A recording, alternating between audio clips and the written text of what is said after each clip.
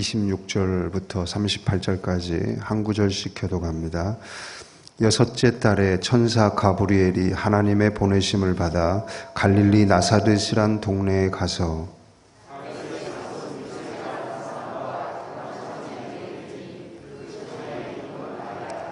그에게 들어가 이르되 은혜를 받은 자여 평안할지어다 주께서 너와 함께 하시도다 하니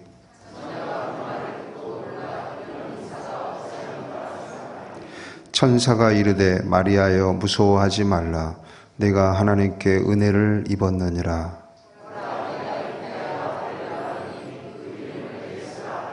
그가 큰 자가 되고 지극히 높으신 이의 아들이라 일컬어질 것이요 주 하나님께서 그 조상 다윗의 왕위를 그에게 주시리니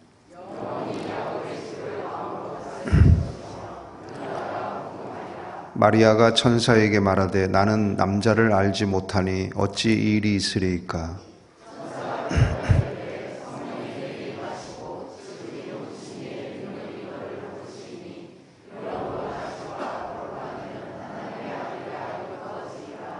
보라 내 친족 엘리사벳도 늙어서 아들을 배었느니라. 본래 임신하지 못한다고 알려진 이가 이미 6달이 되었나니. 같이 읽습니다. 마리아가 이르되 주의 여종이오니 말씀대로 내게 이루어지이다 하며 천사가 떠나가니라. 아멘. 우리 인사하겠습니다. 함께 예배드려서 행복합니다. 오늘 누가복음 강의 3번째로 노인 임신과 처녀 임신이라는 제목으로 하나님 말씀을 전하겠습니다. 오늘 본문에는 두 여인의 임신이 소개되고 있습니다. 오랫동안 아이를 갖기 원했으나 갖지 못한 채 노인이 되어버린 여인의 임신입니다. 그러니까 매우 늦은 임신이죠. 또 약혼식을 앞두고 있는 처녀의 임신입니다. 그러니까 너무 이른 임신입니다. 이 두 여인의 임신 이야기가 상관관계를 만들며 날줄과 시질처럼 엮여지고 있으며 그로 인해 세례 요한과 예수님이라는 두 명의 영적 거인의 삶이 탄생되고 있고 훗날 세례 요한은 예수님을 드러내고 예수님은 세례 요한을 통해 드러나는 환상적인 꽃과 열매의 케미 관계를 만들어내고 있습니다. 노인의 임신이나 처녀의 임신 모두 흔치 않은 일이기 때문에 지켜보는 사람들은 놀랍게 여기고 신기하게 여기지만은 무엇보다 그 기적을 자신의 온몸으로 감당해야 했던 당사자들에게는 얼마나 두렵고 떨리는 일이었겠으며 믿기지 않았을 그런 일이지 않았겠습니까? 극강의 용기와 결단이 필요했을 겁니다. 그래서 본문을 자세히 보면 이 두 여인은 서로를 독려하고 서로를 위로하고 있음을 발견하게 됩니다. 노인 엘리사벳의 임신은 처녀 마리아가 임신을 하는데 사다리가 되어주고 있습니다. 또 처녀 마리아의 임신은 노인 엘리사벳 임신의 목적이 되어주고 있음을 알 수 있습니다. 처녀 마리아가 천사에게 수태고지를 받고 굉장히 두려워하며 망설일 때 천사가 이렇게 말을 합니다. 보라 내 친족 엘리사벳도 늙어 아들을 배었느니라. 본래 임신하지 못한다고 알려진 이가 이미 6달이 되었나니 대저 하나님의 모든 말씀은 등하지 못하심이 없느니라. 마리아는 이 사다리를 밟고 더 높은 믿음의 단계로 한 계단 올라갈 수 있었습니다. 마리아가 이르되 주의 여종이오니 말씀대로 내게 이루어지이다 하며 천사가 떠나가니라. 또한 노인이었던 엘리사벳은 자신의 아들이 선지자가 될 것이라는 예고는 받았지만 어느 분의 길을 예비하는 선지자가 되는지는 몰랐습니다. 그런데 처녀 마리아의 임신을 보고 비로소 자신의 아들이 세상에 증거해야 할 주가 누구인지를 알게 됩니다. 엘리자벳이 문안을 온 마리아를 보고 이르기를 내 주의 어머니가 내게 나오니 이 어찌된 일인가? 보라 내 문안하는 소리가 내 귀에 들릴 때 아이가 내 복중에서 기쁨으로 뛰놀았도다. 이렇게 노인의 임신은 처녀 임신의 사다리가 되어주고 처녀의 임신은 노인 임신의 목적과 보람이 되어주며 서로를 보완하고 완충하여 하나님의 뜻이 온전하게 이루어지게 만들고 있는 것을 봅니다.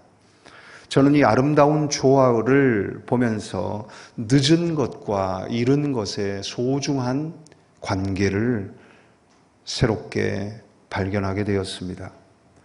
하나님의 응답이 너무 늦게 와서, 한참 늦게 오고 지나치게 늦게 와서 응답을 받으면서도 신경질 난 상태로 받고 삐져서 툴툴거리면서 받으며 아무런 감흥도 기쁨도 없이 그저 당연하고 평범하게 여기는 그런 것이나, 반대로 하나님의 응답이 너무 어울리지 않게 와서, 다르게 말하면 약혼한 처녀가 임신한 것처럼 조금 있으면 결혼하여 임신을 하게 될 텐데 왜 굳이 약혼한 처녀가 임신을 해야 했나 싶은, 지나치게 빨리 온 응답에 대해서 당황하고 놀라워하는 것이나, 이 두 가지가 모두 얼마나 소중하고 감사한 것인지를 깊이 묵상을 하게 되었습니다.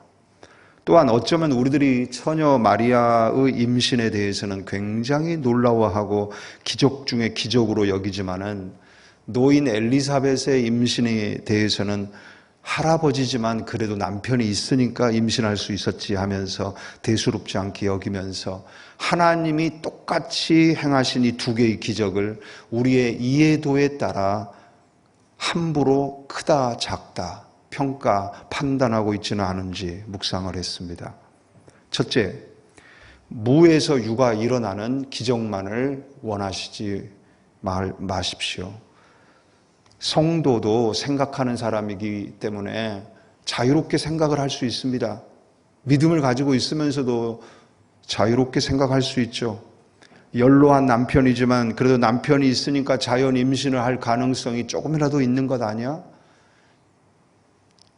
매우 낮지만 가능성이 조금은 있어. 그러니까 그건 기적은 아니야. 그러나 처녀가 임신할 가능성은 전혀 없어. 가능성이 낮은 정도가 아니라 아예 불가능한 일이야. 그러니까 그건 기적이야. 가능성이 10%냐 0%냐의 이 차이를 가지고 기적이다 아니다를 정하려고 합니다. 가능성이 0%인데 일어난 마리아의 임신 사건만 기적으로 여기고, 나에게도 그런 기적, 그런 응답이 임하기를 바랍니다. 물론 이런 기적이 지금도 일어납니다. 성서시대뿐 아니라 지금도 이런 기적이 일어나요. 불치병에 걸려서 죽어가던, 그런 죽을 날만 기다리던 분이 하루아침에 완치되는 일이 일어나기도 하고요. 합격하거나 또 당첨될 확률이 제로였는데 합격을 하고 당첨되는 일들이 일어납니다. 정말 가능성 제로의 일이 일어난 거예요.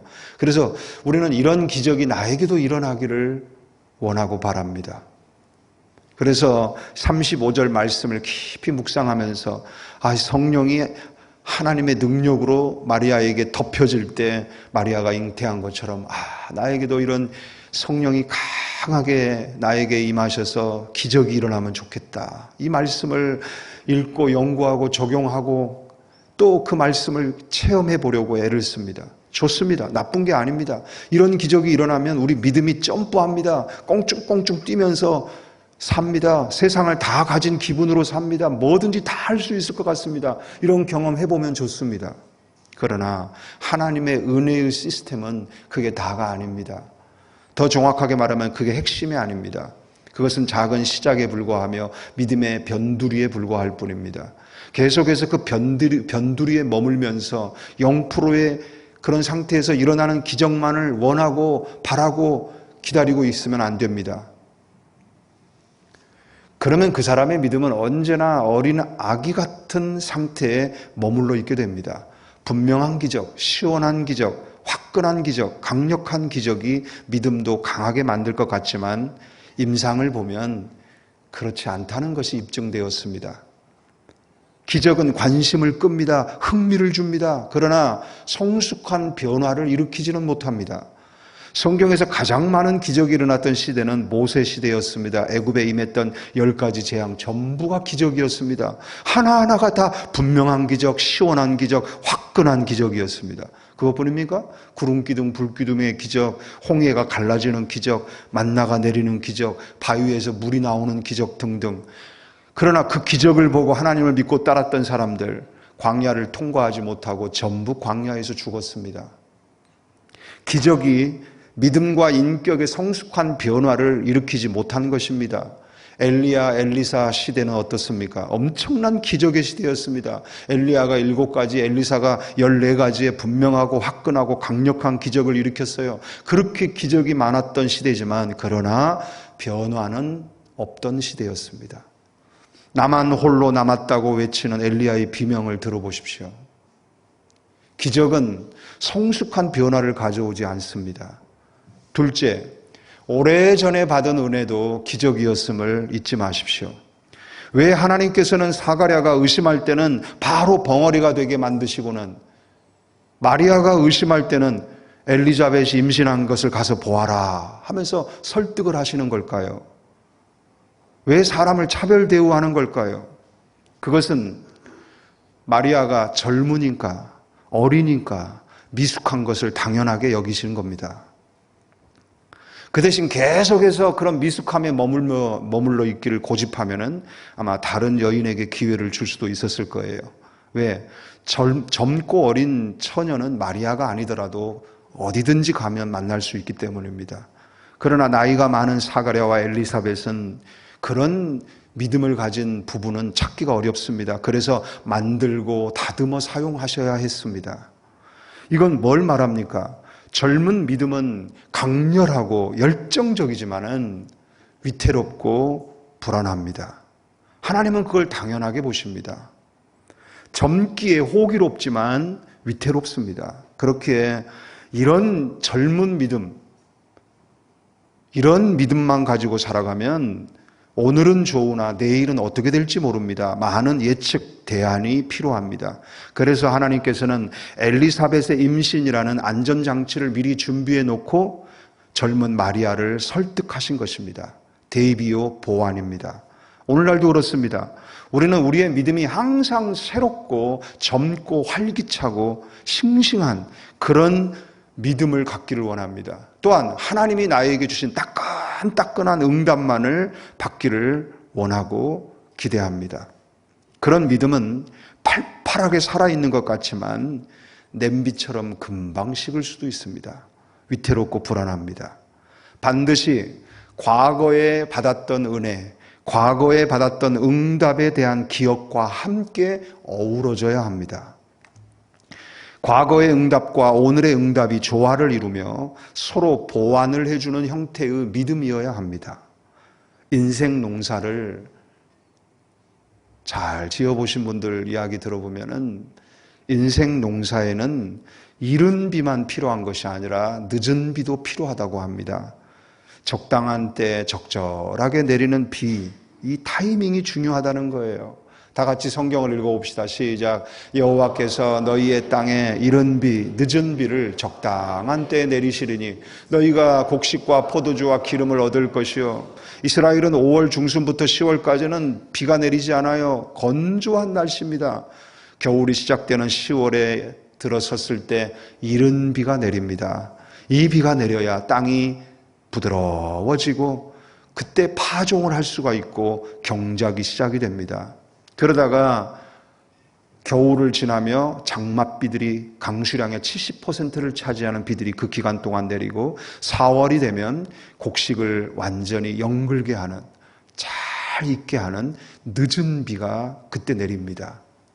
자, 이른 비와 늦은 비 사이에 강수량의 70%를 차지하는 장맛비, 겨울비가 내려서 곡식이 자라게 만드는 그런 비이지만 성경은 그거보다도 이른 비와 늦은 비의 중요성을 굉장히 강조하고 있어요. 왜 그럴까요? 그것은 파종해야 될 때 꼭 필요한 비, 열매가 익을 때 꼭 필요한 비이기 때문입니다. 이른 비가 내려야 땅에 심겨진 씨가 살아날 수 있고 늦은 비가 내려야 열매가 익을 수가 있기 때문이죠. 하나님께서는 우리들의 믿음이 잘 익어 좋은 맛이 나도록 이른 비와 늦은 비를 적당한 때에 내려주십니다. 그런데 우리는 이 이름과 늦음의 적당한 타이밍보다도 그저 오늘 당장 비를 내려달라고 아우성칩니다. 지금 비를 내려주세요. 지금 나에게 응답해 주세요. 매일 새로운 비 내려달라고 녹음기처럼 기도합니다. 목회자가 봤을 때 그렇게 많은 은혜와 응답을 받으며 지금까지 살아오셨는데도 시험 들고 주저앉아 있어요. 왜 그러냐 봤더니 오늘 기도 응답이 오지 않았다라는 거예요. 그걸 보면서 참 낙심이 됩니다. 마리아 같은 기적, 무에서 유가 창조되는 기적, 새로운 기적, 더 큰 기적, 세례 요한보다는 예수님이 더 위대하시니까요. 더 큰 기적만을 원합니다. 그러나 생각해 보십시오. 이른 비가 있었기에 파종을 할 수 있었고, 장맛비가 있었기에 자랄 수 있었고, 늦은 비가 올 것이기에 열매가 익을 수 있습니다. 하나님이 조화롭게 베풀어 주시는 은혜가 우리의 인생을 잘 익고 만나고 향기로운 열매가 되게 하십니다. 그렇기에 언제 내려주신 은혜이든, 오래전에 주신 은혜든, 몇 년 전에 주신 은혜든, 어제 주신 은혜든 하나하나 받은 복을 세어보아야 합니다. 그 모든 복이 다 귀하고 그 모든 복이 서로 보완하고 완충해 주면서 나의 오늘을 행복하게 만들어 줍니다. 내 안에 간직되어 있는 은혜를 꺼내서 감사해야 합니다. 오랫동안 보관되어 있는 은혜, 누렇게 빛이 발해 있지만 그것이 나의 뿌리요, 나의 정체성이라는 것을, 진정한 나의 자산이라는 것을 잊지 마시기 바랍니다. 매일 하늘에서 내리는 만나만을 기다리면요, 만나 그치면 굶어 죽어요. 하늘의 만나가 그친 후에 땅의 만나로 살아가는 방법을 익혀야 합니다. 하늘에서 직접 내리는 방법이 아니라 이제 가나안에 들어가면은 하늘에서 내리는 만나가 땅으로 스며들어 땅을 통해 나에게 오는 만나, 이걸 캐서 먹을 수 있어야 합니다. 직접 만나가 아닌 간접 만나입니다. 이런 간접 만나들은 우리의 기억 속에 묻혀 있습니다. 노인 엘리사벳의 몸에서 잉태된 세례 요한이 처녀 마리아의 몸에서 잉태된 예수님의 길을 예비했듯이 우리 안에 있는 옛 기억들에서 캐내어지는 이 지혜들이 오늘의 하나님께 받은 은혜를 가지고 어떻게 살아야 할지를 알려주는 길이 되는 것입니다. 잘 기억할 때 잘 기다릴 수 있다. 구약의 핵심 단어를 하나 꼽으라면 기억하라입니다. 타락한 인간을 구원하기 위해 하나님이 하신 일들을 기억하라. 잊어버리지 마라. 기억해야 합니다. 신약의 핵심 단어를 하나 꼽는다면 기다리라입니다. 부활을 기다리고 재림을 기다리고 새하늘과 새 땅을 기다려라. 기억함과 기다림, 이 두 개의 단어는 상반됩니까? 아닙니다. 보완합니다. 서로를 보완하고 있어요. 이전의 은혜를 기억할 때 앞으로의 은혜를 기대하며 기다리게 됩니다. 기다리던 은혜를 받았을 때 기억할 은혜가 더 커집니다. 우리가 지금 이렇게 기대하고 바라고 있는 저 천국에 가면 또 다른 천국 너머에 있는 새롭게 도래할 또 다른 미래를 기다리게 될까요? 아닙니다. 천국에 가면 우리는 뭘 할까요? 태초의 기억을 떠올립니다. 창세기의 하나님, 창조의 하나님을 찬양합니다. 구약의 하나님을 찬양합니다. 하나님이 하신 최초의 일을 떠올리며 그 하나님을 찬양합니다. 기다림의 끝은 기억하는 것입니다. 그래서 천국이에요. 아주 가끔 저에게 어느 분이 오셔서 목사님은 어쩌면 그렇게 사모님과 케미가 좋으십니까? 어쩌면 그렇게 사모님을 이뻐하고 사랑합니까? 시간이 흐를수록 아내를 어떻게 더 사랑하고 더 이뻐할 수 있을까? 어떻게 아내와 지내는 오늘이 천국이 될 수 있을까? 기억에 달려 있습니다. 저는 기억하고 있습니다. 아내를 처음 만났을 때, 연애할 때를 지금도 생생하게 기억하고 있어요. 그 마음으로 아내를 보니 우리 부부 관계는 천국입니다. 이전에 보지 못했던 새 모습을 찾지 마세요. 주름밖에 없습니다. 주름밖에 없는데 자꾸 새 모습을 찾으니까 지옥입니다. 이전에 보았던 이쁜 모습을 기억하십시오. 그러면 천국이 됩니다. 마리아가 엘리사벳을 향해 달려갑니다. 그와 같이 우리가 오늘 받은 은혜를 가지고 과거의 은혜를 향해 달려가야 합니다. 오늘의 응답만 가지고 혼자 뛰어놀 것이 아니라 과거의 은혜 위에 하나의 블록을 쌓아 올리듯 은혜의 크기를 계속 키워갈 줄 알아야 합니다. 그래야 구속사적 마인드를 가지고 우리에게 주어진 사명을 감당할 수 있어요. 하나님이 내게 주신 복은 지금 현재의 나만을 위한 복이 아니라 약속의 성취를 위해 나에게 주신 복이라는 이 구속사적 마인드를 가지고 하나님이 주신 복을 잘 맡아서 잘 사용할 수 있게 되는 것입니다. 저와 여러분의 이런 조화로운 믿음을 가진 사람이길 바라고요. 계속해서 조화롭게 그리고 균형 있게 잘 쌓여 올라가는 그런 믿음이 되기를 바랍니다. 기도하겠습니다.